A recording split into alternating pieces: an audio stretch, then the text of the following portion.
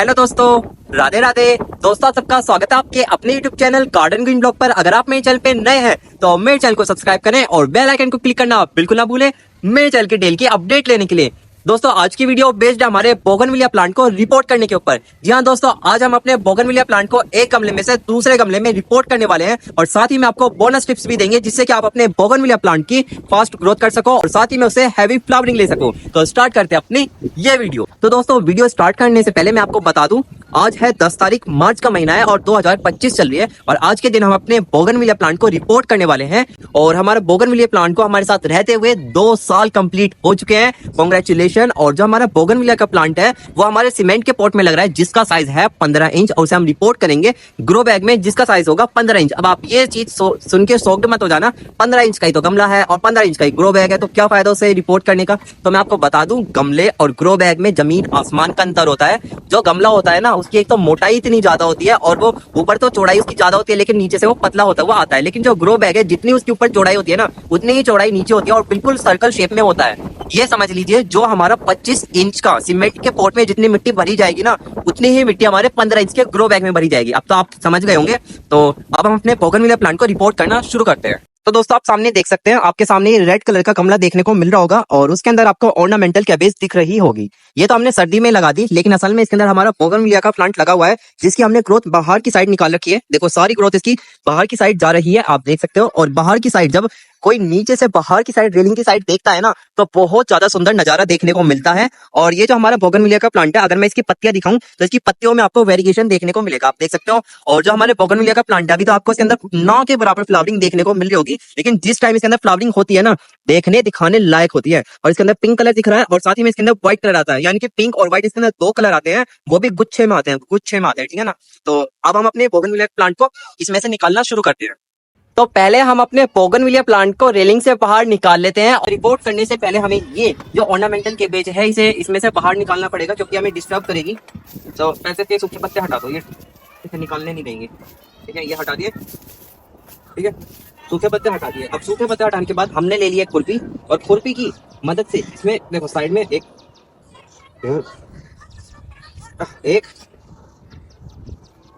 2 और 3, ये हमारा पौधा निकल के आ गया है बाहर। मैं आपको दिखाता हूँ और ये देखो, ठीक है। ऑर्नामेंटल कैबेज हमारी बाहर निकल गई, इसे तो हम सही जगह इसकी रख देते हैं और दूसरे पॉट में इसे रिपोर्ट कर देंगे। इसे हम रख देते हैं साइड में, ठीक है। अब बात करते हैं अपने बोगनविलिया के पौधे को, इसे हम गमले में से कैसे बाहर निकालेंगे। पता है बहुत भारी पॉट है, अब इसके अंदर ऐसा तो नहीं हो सकता है कि मैं इसे हाथ में उठा के दीवार के ऊपर उल्टा रख के पट मार के बाहर निकाल लूं, ऐसा तो बिल्कुल भी नहीं हो सकता है क्योंकि बहुत भारी गमला है। तो हम क्या काम करेंगे, इसे पहले थोड़ा नीचे को लिटा देंगे। देखो रुक जाओ, ये पौधा बहुत ज्यादा कीमती है, बहुत ज्यादा। पता है ये पापा जी लाए थे पौधा और इसके अंदर बहुत ज्यादा हैवी फ्लावरिंग होती है और ये पापा जी का सबसे ज्यादा खास पौधा है।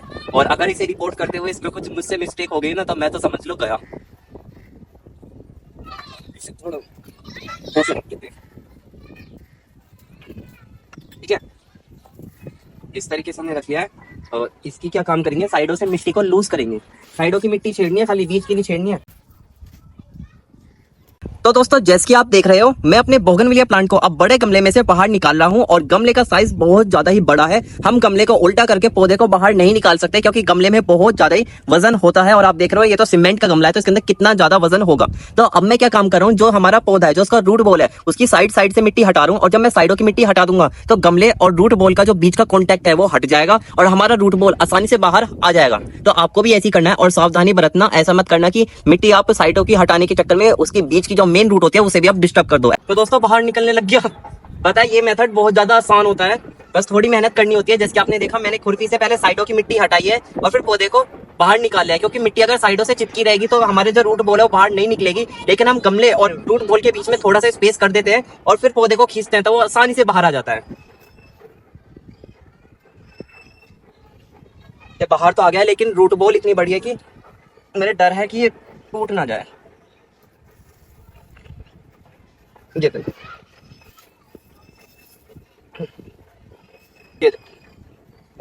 ये निकल गया हमारा पौधा बाहर। बड़ी मशक्कत के बाद निकला ये पौधा। तो इस बाहरी सीमेंट के पोट को तो हम साइड में रख देंगे। देखो कितना बड़ा पोट है ये, देखो 15 इंच का। छत पे इतने भारी पोर्ट रखने की कोई जरूरत नहीं है, इस पोर्ट को हम हटा देते हैं, हट। और इसके बदले हम क्या है, ये ग्रो बैग जो कि है HDP ही ग्रो बैग, और जिसका GSM है 350 GSM है, और बहुत ज्यादा ही मजबूत ग्रो बैग है। और इसे मैं सच बता रहा हूँ, झूठ नहीं बोल रहा हूँ, मेरे साथ इसे रहते हुए 2 साल पूरे कंप्लीट हो चुके हैं। और देखो सबूत भी दिखाऊं, देखो अंदर से कितना ज्यादा गंदा हो रहा है। 2 साल कंप्लीट हो चुके हैं, और अब इसके अंदर हमारे बोगनविलिया का प्लांट लगने वाला है।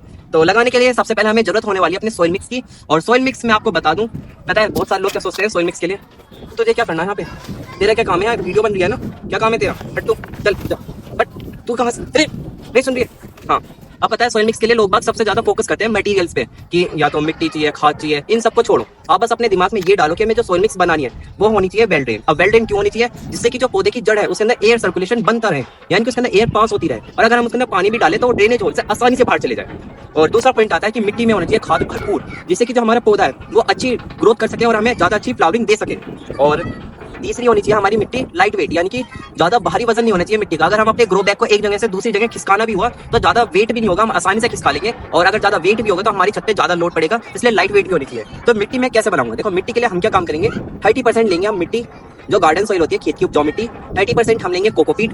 और कोकोपीट क्या होता है, जो नारियल के छिलका होता है ना, उसी को पीस के बनाते हैं, बाहर आपको मिल जाएगी। और तीसरा लेंगे हम 30% कंपोस्ट, टोटल हो गया 90%। और 10% में हम मिलाएंगे इसके अंदर साफन की साइड, नीम खली, सरसों की खली और अपनी राख। ये सब चीज मैं अपने घर पे ही तैयार कर लेता हूँ। राख में अपने जो गाय गोबर करते हैं उसके उपले को जला के मैं राख तैयार कर लेता हूँ। और अपना नीम खली का क्या है कि जब पतझड़ का मौसम होता है तो हमारे घर के साइड में बहुत सारे नीम के पौधे हैं, जब उसके पत्ते झड़ते हैं तो उन्हीं पत्तों को इकट्ठा करके मैं नीम खली बनाता हूँ, निम्बोली को मिक्स करके।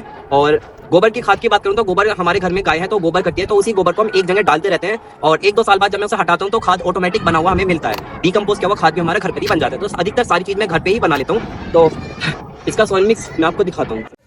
तो देखिए ये आ जाता है हमारा बोगनविलिया का प्लांट, जो कि हमने इसे गमले में से बाहर निकाल लिया है। और आप इसका रूट बॉल पे अगर फोकस करें तो देखो साइड से इसकी मिट्टी हमने हटा दी है। और मिट्टी हटाना देखो दोस्तों जरूरी रहता है, क्योंकि जो हमारी पुरानी मिट्टी है उसका कांटेक्ट नई मिट्टी से हो सके। अगर हम डायरेक्ट रूट बॉल ऐसे ही रख देंगे तो ऐसे ही रखा रह जाएगा, फिर पुरानी मिट्टी और नई मिट्टी ऐसे कांटेक्ट नहीं हो पाता। अगर मिट्टी को हम थोड़ा साइड से फोड़ देते हैं तो आसानी से आपस में मिल जाती है। और देखो यहाँ जाता है हमारे बोगनविलिया का पौधा, कुछ इस तरीके का भी दिख रहा है। तो देखो ये आ जाता है हमारा सोइल मिक्स जो कि बिल्कुल रेडी है, और ये आ जाता है रूट बॉल, और यहाँ रख लिया है हमने अपना ग्रो बैग। और सबसे ज्यादा खास दिखाने वाली चीज अगर मैं आपको दिखाऊं तो ये है, देखो ब्लैक मैजिक। यानी कि दोस्तों ये हमारी गार्डन के जितने भी सूखे पत्ते होते हैं वो मैंने इस नीले कट्टे में सारे में भर दिए हैं। अब अलग अलग पत्ते होते हैं, किसी में पोटाश हो गया, किसी में कैल्शियम, किसी में नाइट्रोजन, किसी में फॉस्फोरस, मतलब कितने सारे इनमें न्यूट्रिशन रहते हैं। उन सारे पत्तों को मैं जमा कर लेता हूँ। और अब बारी आ जाती है ग्रो बैग को फिल करने की। तो फिल करने से पहले मैं इन सारी पत्तियों की कम से कम 20% ही भरने वाला हूँ ग्रो बैग में। और अब मैं ले आया हूं ये बोगनविलिया का पौधा, जो कि मैंने रख दिया है ग्रो बैग में, और अपनी सुपर पावर से इसके अंदर सोइल मिक्स भरना शुरू करता हूं। तो देखो मिट्टी तो सुपर पावर से फिल हो जाएगी, लेकिन ये ध्यान जरूर रख लेना कि मिट्टी को अपने हाथों की सहायता से अच्छे से दबा लेना है। अगर आप अच्छे से नहीं दबाओगे तो जब आप इसके अंदर पानी डालोगे कहीं से मिट्टी ऊपर रह जाएगी, कहीं से मिट्टी एकदम से बैठ जाएगी। तो इसलिए अपने हाथों की सहायता से मिट्टी को अच्छे से दबा लेना। तो देखो हमारा बोगनविलिया का पौधा हमारे ग्रो बैग में लग गया है बिल्कुल परफेक्ट तरीके से। अब हम अपने बोगनविलिया के पौधे को रेलिंग के पास रख देते हैं और इसकी सारी स्टेम्स को रेलिंग के बाहर निकाल देते हैं। अगर दोस्तों आपके भी बोगनविलिया के पौधे की जो जड़ है वो गमले में बिल्कुल भर गई है, पूरा गमला भर गया है जड़ों से, तो आपको भी इसी तरह रिपोर्ट करना है। और सबसे ज्यादा बेहतरीन बात मैं आपको बताऊं तो रिपोर्ट करने का भी समय होता है। ऐसा नहीं कि आप किसी भी समय अपने बोगनविलिया के पौधे को रिपोर्ट कर दोगे। मैं अगर आपको समय बताऊं तो फरवरी और मार्च के बीच में अगर आप रिपोर्ट करोगे तो सबसे बेहतरीन समय ये होता है, क्योंकि इस समय में पौधा अपनी नई ग्रोथ स्टार्ट करता है। अगर आप इस समय में रिपोर्ट करोगे तो पौधे को पता भी नहीं चलेगा। और अगर आप जैसे फरवरी मार्च में आप रिपोर्ट करना भूल गए, लास्ट आप अप्रैल तक कर सकते हो, लेकिन मई और जून में भूल कर भी मत करना, मैं आपको बता रहा हूं। और ना ही कोई पौधा लाना, क्योंकि इतनी कड़क धूप निकलती है, पौधे आपके खराब हो जाएंगे। अगर आपने उसकी हल्की सी भी रूट डिस्टर्ब करी तो मैं आपको गारंटी के साथ कह सकता हूं कि आपका पौधा मर जाएगा। तो देखो हमने तो अपने पौधे का रंग और ढंग दोनों बदल दिए हैं, और कितना ज्यादा सुंदर लग रहा है। और पौधे को पता भी चलने नहीं दिया है, और उसका गमला भी चेंज कर दिया है। और देखना जैसे पहले रखा था ना रेलिंग के पास, सेम ऐसी रखा है, और इसकी सारी स्टेम रेलिंग के बाहर निकाल दी है। और देखना ये ले आया हूं मैं ऑर्नामेंटल कैबेज। ये मुझसे कह रही थी मुझे कहाँ तूने अकेले छोड़ दिया, मुझे भी लगा ले, मुझे भी लगा ले। तो देखो मैंने इसको उठा लिया है और सेम इसे मैं अपने बोगनविलिया के इसी ग्रो बैग में लगाने वाला हूँ। पहले भी गमले के साथ इसी में ही लग रहा था, वो सॉरी बोगनविलिया के साथ, तो अब मैं इसे अकेला क्यों छोड़ू। तो इसलिए मैंने सोचा इसके साथ चलो लगा ही देता हूँ। तो अब समय आ गया इसका ना वाटरिंग करने का, और वाटरिंग आप देख सकते हो मैं किस तरीके से कर रहा हूँ, कितना ज्यादा हाई प्रेशर पे पानी डाल रहा हूँ। मतलब ग्रो बैग में सारा पानी भर दिया है, क्योंकि मैं पहली बार इसका ना वाटरिंग कर रहा हूँ रिपोर्टिंग के बाद। तो ऐसी वाटरिंग करूंगा जिससे कि हमारे जो ग्रो बैग की मिट्टी है वो पूरी तरीके से गीली हो जाए, और जो हमारे पौधे की पत्तियां हैं उसे बिल्कुल पानी से भिगो देना है, जैसे कि पत्तियों में से पानी टप टप टपकने लगे।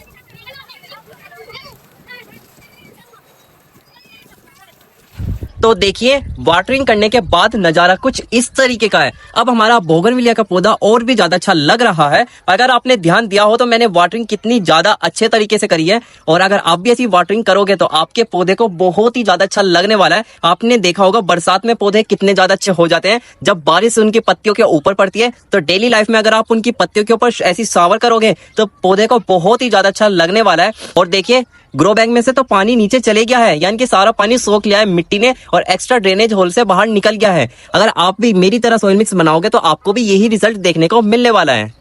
तो दोस्तों हमने अपने बोगनविलिया प्लांट की रिपोर्टिंग कर दी है, जैसे आपने देखा कितनी ज्यादा अच्छे तरीके से रिपोर्टिंग हो गई है। और अगर आपको वीडियो अच्छी लगी हो तो एक कमेंट और एक थम्स अप और सब्सक्राइब का घंटा बजा के जरूर जाना, और मिलते हैं आपको नेक्स्ट ब्लॉग में।